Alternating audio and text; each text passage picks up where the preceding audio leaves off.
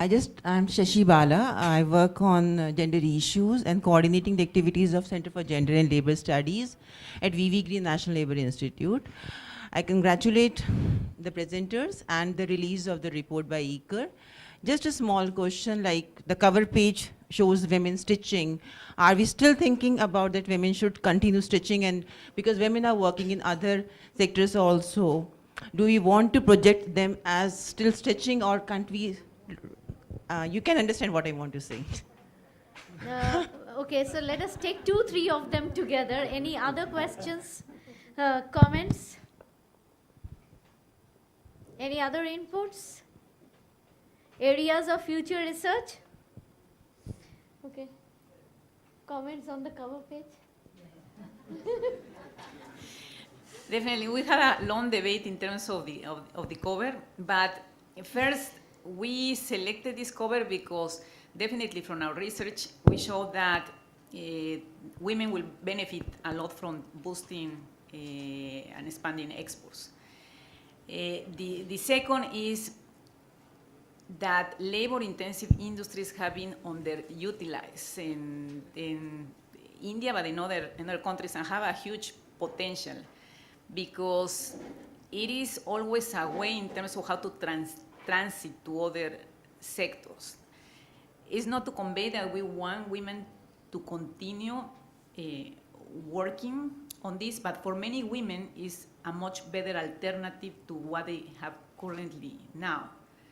And it has been shown that it's a way for women and for people working in these sectors to be able to acquire skills and go into other sectors.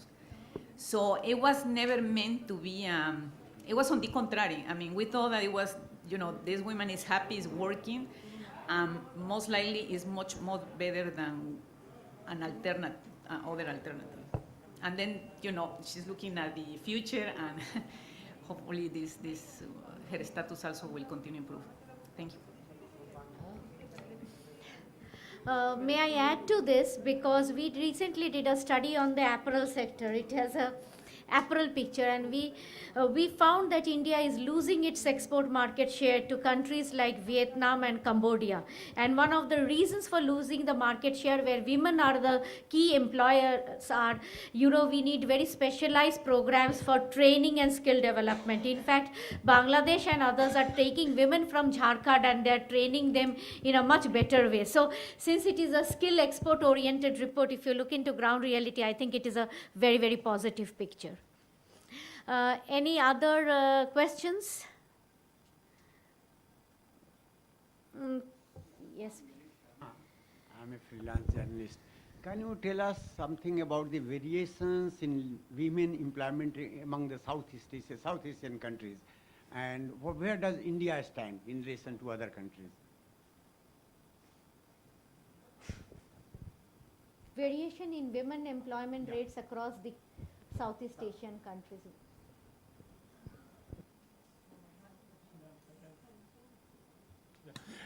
So there is a large diversity on female labor force participation or employment rates in South Asia, and there is a great diversity across sectors. In fact, in countries that are still with a large share of agriculture, we see employment rates that are very high. So if you take Nepal, if you take in farming in general, is a way of working at home and not going too far from the home. And because of the income levels, that's very common. At the other end, we have countries like Sri Lanka, India, Pakistan, where employment rates are very low. The analysis we tried to conduct it on employment rates, not unemployment rates, because really measuring unemployment is difficult, especially if you think of the importance of agrarian jobs, where you have the seasonality that plays in, the mixture of household activities and non-household activities. So trying to identify what is unemployment is very difficult, but at least we try to look at employment. So I would say there is a great diversity, and it's something that we see around the world, that as countries develop, labor force participations decline, especially for certain groups. They decline for young people because they stay longer in school, and they decline also for women. What is remarkable about South Asia is that in some of the countries, female employment rates or labor force participation rates are declining much faster than could be expected given the speed of development. So everywhere we see something that we call the U-shaped curve, where there is a decline from the high participation in agriculture as countries urbanize, but then with education and the generalization of tertiary education, it picks up. The decline we see in countries like India or Sri Lanka is much faster than could be anticipated. And one of the questions, and Rinku has been involved in this kind of research, is why is that? And there are several explanations for that. One of the explanations is emphasizes the patriarchal society where men prefer, husbands prefer for their women not to work. As soon as they can afford, they do it. There is another explanation that is not patriarchal, is that there are not enough of the jobs that women will feel safe doing in factories, like in that cover, or in offices. Like there are many jobs in transportation, there are many jobs in construction, but they may not be seen as suitable. So is it a voluntary choice, as the patriarchal interpretation will say, or is it a job creation challenge? I think the jury is open and people are discussing it, but that's where we will put the situation in India. And the one more thing is that we try to simulate what kind of growth, if one was to rely just on growth, to catch up with the U-curve, to go back to where other countries are. And it takes a phenomenal amount of growth. With the kind of growth that India has, it can go like on the U-curve like other countries. But if it wants to catch up and be like East Asian countries, where labor force participation rates for women have declined much less, then it needs more growth. Last point is, there is one country that looks different, and that's Bangladesh. In Bangladesh, female labor force participation rates have increased. And one of the questions, again, linking to the job creation issue is it because of the garment boom in Bangladesh that we are seeing that? Is it, Bangladesh is a relatively poor country, so even if they put in place good policy, there has to be something else. And the only thing that we see on a scale that could account for the different trend in Bangladesh is the garment industry, which may explain why the cover that Gladys and Daniel chose.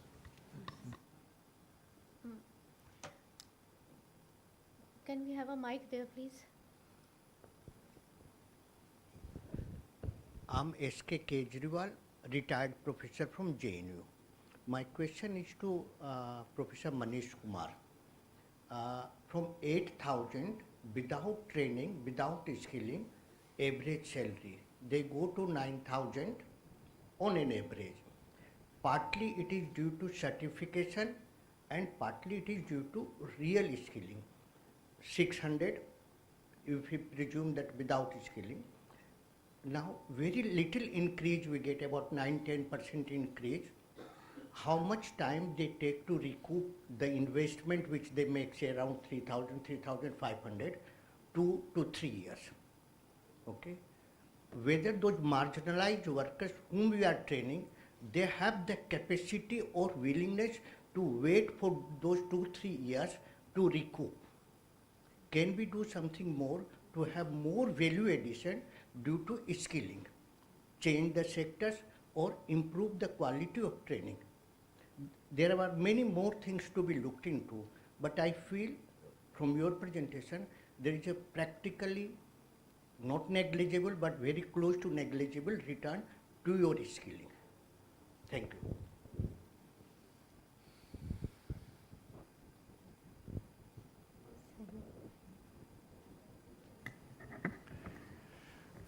Yeah, making improvement, there's no doubt we have to make improvements.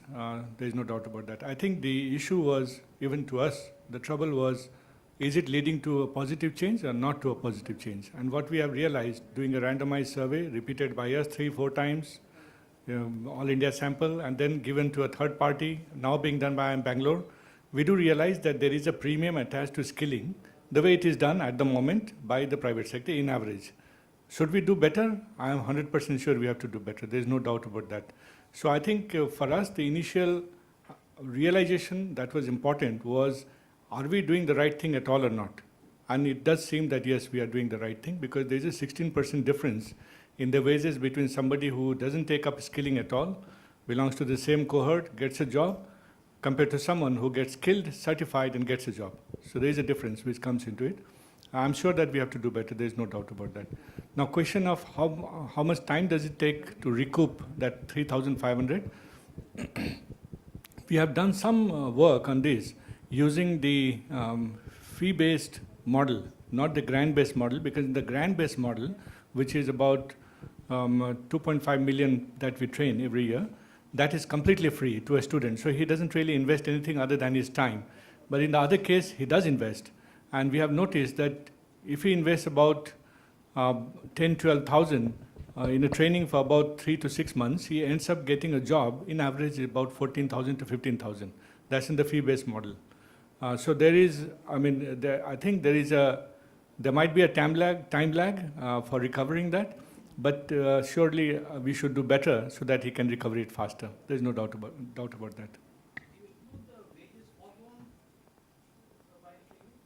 Yes, we include the wages foregone.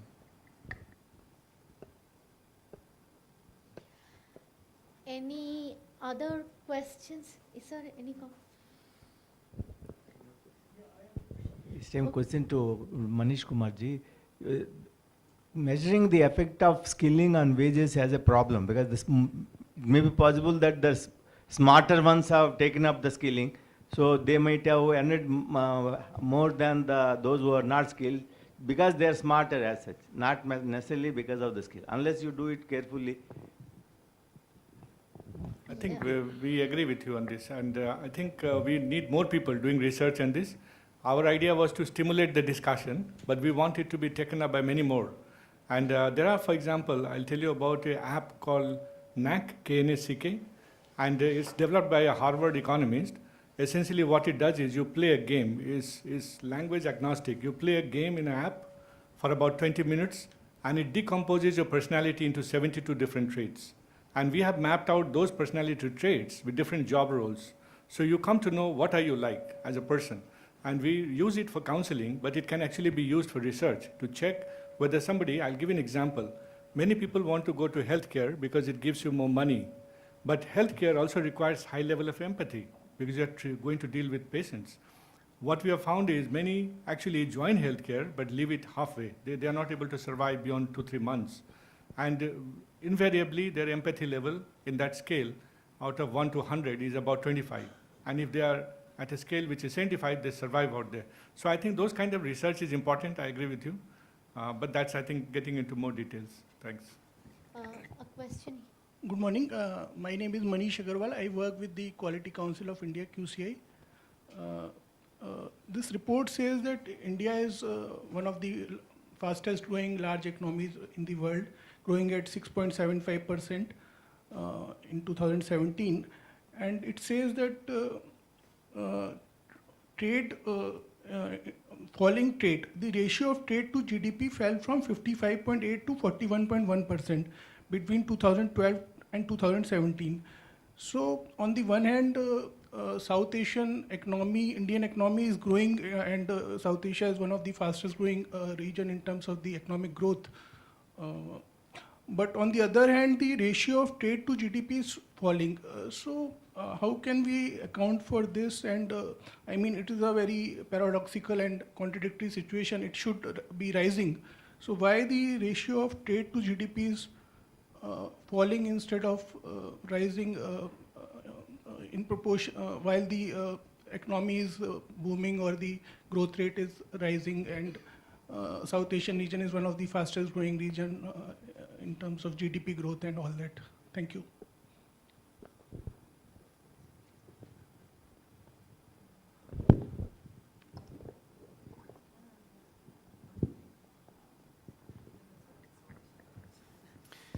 Yes, thank you for the question. Actually, what you were saying was one of the starting points for us of this study, because that's what we call the South Asian paradox.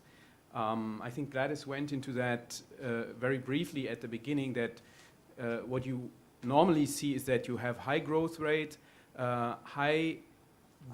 for trade as well, and that goes hand in hand with stronger job creation. And what you said is, we had exactly the same question. We said, okay, we have phenomenal growth in India or in South Asia, but trade seems to lag behind. We didn't understand why, and the job growth also lagged behind what one might want to expect. So I'm not sure we were able to answer the paradox, but our conclusion was that higher exports should be promoted, and that this would end up bringing more and better jobs in the future. Dr. Sheil. Just a slight comment on this. From one of your graphs, it also appeared that this is not only an Indian phenomenon. This declining trade GDP ratios, I mean, in the last, has been occurring in the last 4 or 5 years in the post-crisis. Well, not exactly the post-financial crisis, but trade recovered, and then trade GDP ratios have fallen all over. It's the international environment for trade and tolerance of trade imbalances has declined, which again raises some issue of, the reliance on exports as a robust strategy for growth, as opposed to domestic markets in the current environment. You see the kind of negotiations, aggressive negotiations taking place between China and the US.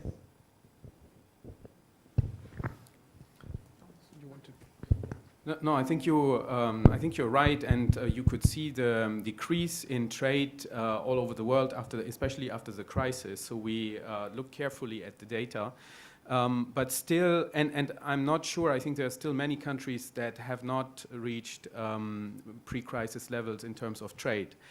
Nevertheless, the ratios were lower in South Asia. They had recovered to some extent, but they it appeared to us they had lost the momentum that they had before the crisis, and they have never fully regained this momentum. And we thought that this was something which was particular to South Asia. In terms of globalization in general, whether exports are an export-oriented strategy is a good growth strategy, I would probably never rely only on an export-oriented strategy. I mean, there is, and I think also our report doesn't provide the evidence to tell you that, oh, you just have to rely on exports and then everything will happen automatically. I think it's part of a growth strategy, and I don't remember who has said it this morning, but we can see from many historical examples that countries that have had an export-oriented strategy have been very successful in terms of growth and in terms of employment. Do you want to add something? Just quickly, I mean, as Daniel said, yes, that was a picture that called our attention, because it's not only India, but all the countries in the South Asia region, I mean, that are covered in the study, Bangladesh, Pakistan, Sri Lanka, and India. As Daniel said, the exports have been declining, and then they haven't gained momentum as the 2008. While in other countries, exports have leveled off and have improved or are at the 2008 levels. So definitely exports is something that is important for this region, and as a way on how to lift people out of poverty. We have 2 questions, so one at a time. I'm Nikita Singla. I work with Brief, and firstly, congratulations to the team for the launch of this report. My question is, when we see the value chains in South Asia, and actually globally that's true, that women are represented at much lower ends of the value chain. We don't see that much participation in the higher ends of the value chain. So while we do focus on increasing exports and diversifying exports, I wanted to know if the report offers insights on how do we restructure those value chains so as to bring women higher up along those value chains. Because if you see along South Asia, in my own work on border hearts over the last 2 years, that was the only rare opportunity to actually see women trading on the ground across India-Bangladesh border. But where else do you see women traders on the ground? They are on the much lower ends of the value chain. So that's my question. Can we take the other questions, and if they are similar, the responses can be together? Mr. Kumar, my question is about the skilling program. I have been to Bihar. I have seen that programs which are going on outside the industry, they are not very effective. So unless I feel you link it with the industry, people get trained in the industry, I don't think the kind of a skill will be of real value for those people.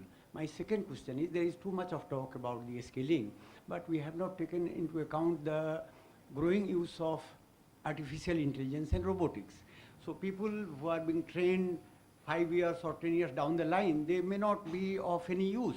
So how will you face this challenge of robotics and AI in coming years? So you may select, these are two different questions.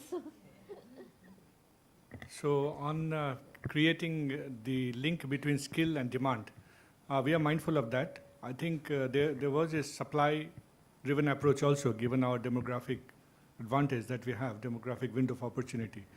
But increasingly is getting demand linked. And there is a lot of connection that the Sector Skill Council now brings with industry in skilling.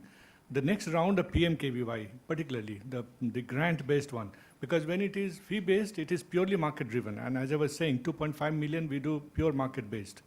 But there's 2.5 million, which is grant-based, and that's often a matter of concern to us. That is actually getting modified to make it demand-driven also. Even now it is demand-based, but it's slightly different in the manner it is executed. So I think there is a need for improvement, and that's happening. I think on a constant basis, the government evaluates and then changes policy, or rather I would say adapts the policy to the context, and they are mindful of this particular requirement. The second was about the changing nature of job roles, and we actually recently, about 2-3 months back, created 30 different courses on artificial intelligence, on data analytics, and these are very high-end, which are all cross-sectoral, in a sense that we realize that almost all sectors of economy will be impacted by these changes that's occurring globally. And then the idea is that if I have to fit in artificial intelligence into retail job roles, how do I do that? So this particular qualification pack is meant effectively for that. So almost all jobs that we train on, which we see is likely to change as per the Sector Skill Council, these small modules will be provided in addition to what is being provided in the past. So we are mindful of that, and some changes are occurring there. Well, just to complement quickly on the first question, definitely as you move up on the value chain, you require different skills. Knowing this study, another study that we did, where we talked to global buyers to identify what are the type of skills that they need as they move up in the value chain. Definitely, for instance, in the case of Bangladesh, it came the issue of floor managers, no? That they needed. That was the kind of thing that they needed in order to start upgrading because of the type of requests they were getting from the global buyers. So they didn't have floor managers or managers. So they needed to recruit people from outside in order to fill out those vacancies. So definitely there is a relation, as it was mentioned, as you move up on the value chain, there are different skills and different needs that you need, and that's the way in terms of how to bring, women into upper levels of the value chain, if they are given the skills or the education in order to do that. Thank you. I think we are coming closer to our tea time, and nobody wants to miss their tea. So I think the beginning has been a really good one. And thank you once again for giving ICRIER the opportunity to host World Bank and ILO event. And we look forward to such opportunities in the future. We hope to see you India also in a more visitor role and come and see us, Martin. And it was very nice to have you with us, and you have been very supportive to our event. May I kindly invite all of you to have your tea, and we come here back in another 15 minutes time for a panel. We have a wonderful panel which is already ready and sitting here. So we look forward to the panel and we look forward to your contribution and your, your views on the topic and how to take the research topic further. Thank you very much.